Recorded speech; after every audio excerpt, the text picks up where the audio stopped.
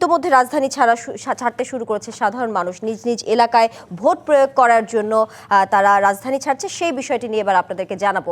ভোটের ছুটিতে এরই মধ্যে অনেকটা ফাঁকা হয়ে গেছে রাজধানী। সেই চিরচেনা গাড়ির তীব্র হর্ন, মধ্যরাত থেকে বন্ধ হয়ে গেছে মোটরসাইকেল চলাচল। দূরপাল্লার বাস শহরে ঢুকলেও সিটি সার্ভিস একদম কম। ভোটের ছুটি পেয়ে আজও রাজধানী ছাড়ছেন অনেকে। তবে মঙ্গলবারের মতো পথে পথে ভিড় নেই। নিয়ম করে ছেড়ে যাচ্ছে দূরপাল্লার বাস।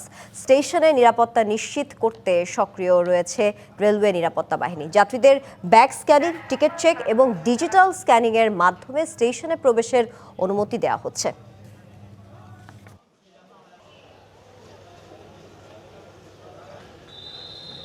আমি যাচ্ছি লালমনিরহাট।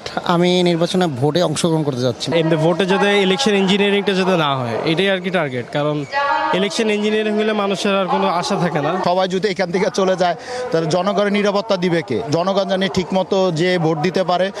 যানমাল নিরাপত্তার জন্য আমরা এখানে দায়িত্ব নিয়োজিত আছি। যাত্রীদের নিরাপত্তা এবং যাত্রা স্বাচ্ছন্দ্যময় করার লক্ষ্যে আমাদের এটা পূর্ব প্রস্তুতি ছিল। আমাদের আইন শৃঙ্খলা বাহিনীর রক্ষাকারী বাহিনীর সদস্যগণ স্টেশনে তাদের দায়িত্ব পালন করছেন। রাজধানী ছাড়া আরো খবর জানাতে কমলাপুর রেল স্টেশন থেকে এবারে যুক্ত হচ্ছেন আমাদের সহকর্মী মাহমুদুল হাসান নাজিম। আমরা যেমনটা জানাচ্ছিলাম, মঙ্গলবার যেমন ভিড় ছিল রাজধানী ছেড়ে আসা মানুষের, আজকে তেমন তুলনামূলক ভিড়টা আসলে কম। কমলাপুর স্টেশনে যাত্রীদের চাপ এই মুহূর্তে কেমন দেখছেন? তানিয়া, আপনাকে ধন্যবাদ।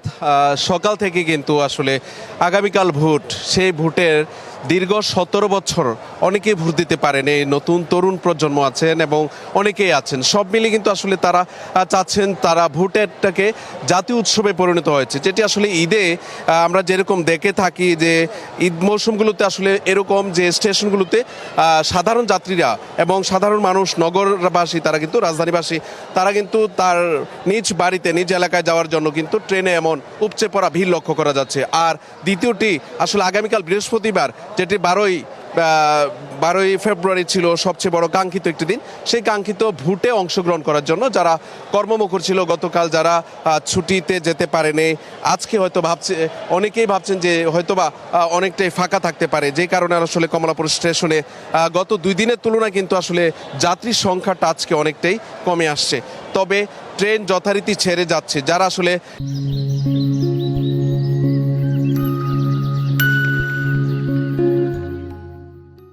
এই মুহূর্তে যারা ট্রেনের টিকিট পায়নি, স্ট্যান্ডিং টিকিট, বা জেলাটা রাজধানীর আশপাশে যেসব জেলাগুলোতে যারা সফর করবে, তারা কিন্তু দীর্ঘ লাইনে দাঁড়িয়েছিল এবং এখনও দাঁড়িয়ে আছে। অনেকে আবার টিকিট পায়নি। আসলে টিকিট না পাওয়া এবং তাদের যে বাড়িতে যাওয়া, সব মিলিয়ে একজন দর্শক আছেন, যাত্রী আছেন, তার সঙ্গে জানার চেষ্টা করব আপনি কোথায় যাবেন। এবং আপনি দেখলাম স্ট্যান্ডিং টিকিটে কাটার জন্য গিয়েছিলেন, আসলে সব মিলে আপনার অবস্থানটা কি?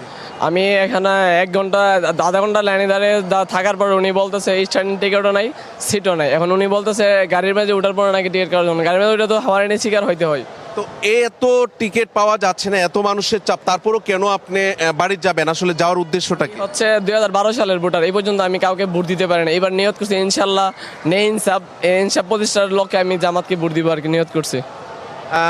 তানিয়া হারুন, আপনি যেটি আসলে শুনতে পাচ্ছিলেন, এখানকার সাধারণ যাত্রীরা, আমরা আগের বুলেটিনে কিন্তু জানিয়েছিলাম যে এখানকার পরিস্থিতি, তারা যেটি বলছেন যে আসলে এর আগে কিন্তু দীর্ঘ সময় যারা ভোট দিতে পারেননি, তারা ভোটের উৎসবে অংশগ্রহণ করতে যাচ্ছেন, যে কারণে আসলে তারা স্বাচ্ছন্দ্যে ট্রেনের যাত্রাটাকে বেছে নিয়েছেন। তো সব মিলিয়ে এখানকার পরিস্থিতি, যে কমলাপুর যাত্রীদের উপচে পড়া পড়ে আজও কিন্তু 43টি ট্রেন তারা ছেড়ে যাবে ঢাকা থেকে, আন্তনগর ট্রেন, এবং বেশ নির্ধারিত সময়ের মধ্যেই কিন্তু ছেড়ে গিয়েছিল সকালে যেসব ট্রেনগুলো ছেড়ে গিয়েছিল।